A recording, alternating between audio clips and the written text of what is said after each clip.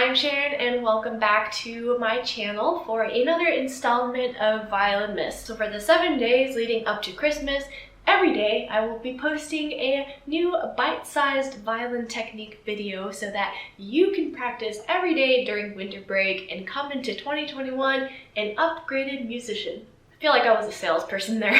Anyways, today's video is about shifting. One primer before I get into the meat of the video. You need to be comfortable with first position before you go and shift to the other positions. Learning the violin / learning anything in general is like a mountain. You have to get your foundation and your basics sturdy. If you don't master those first, then you're not going to be able to build on top of that, okay? I'm specifically using third position as a reference here. If you were doing shifting for the first time, usually third position is the one that most people start out with, but this technique can be used for learning the other positions as well. So I'm going to use the third finger D on the A string as my example.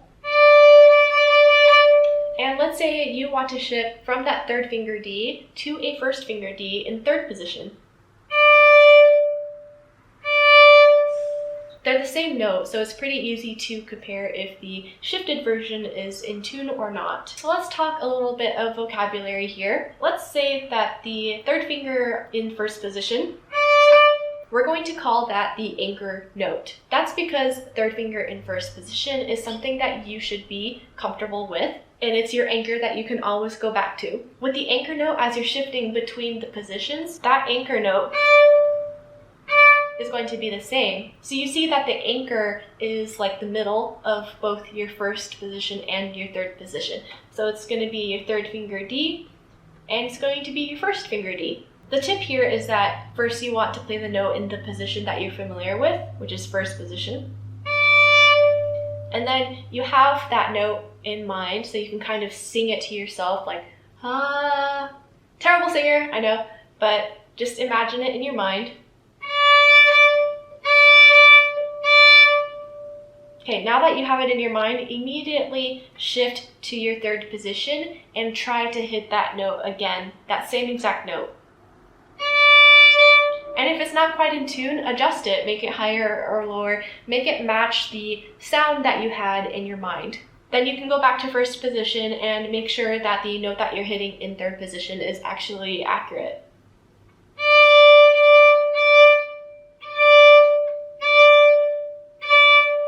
Done well, there should be no difference between playing that D in first position and playing that D in third position. Now for the other fingers outside of the first finger in third position, for example, your second, third, and fourth fingers, you always want to practice by shifting to your anchor note first, which is going to be the first note of that position, and then placing the other fingers down next to it. I'll show you what I mean by that. Let's say the note that you want to play is the second finger, E, on the A string. That's the finger that you're aiming for. Now let's go back to first position, D. Shift to our anchor note, D again, but with the first finger. Make sure that is in tune. Once your anchor note is in tune, then you have a better frame of reference for where your other fingers are going to lie. So now let's place our second finger down. So all of the rest of your fingers, they really rely on whether your hand is in the right frame or not. With each position, there is a sweet spot on your violin and for your particular hand. From years and years of practice, I know, like, this is my third position. This is where my hand should be, this is where my fingers should be. I know that this is where I'm going to be able to reach all of the notes. Like, I can just pick up my violin and be like, yep, that's third position. For shifting to your anchor note, you can actually practice like this. Placing your third finger down and then having your first finger slide up into that note.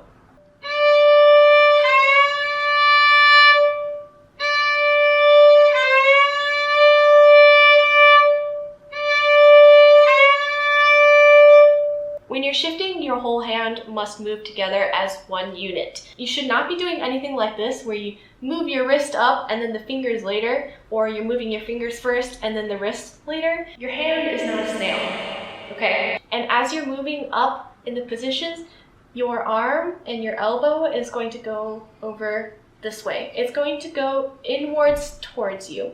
So as you're going up in the positions, you really got to move your arm and your elbow inwards towards you so that you can reach those high positions on the G string and on the D string. Just remember, as you're shifting up, it is this kind of motion.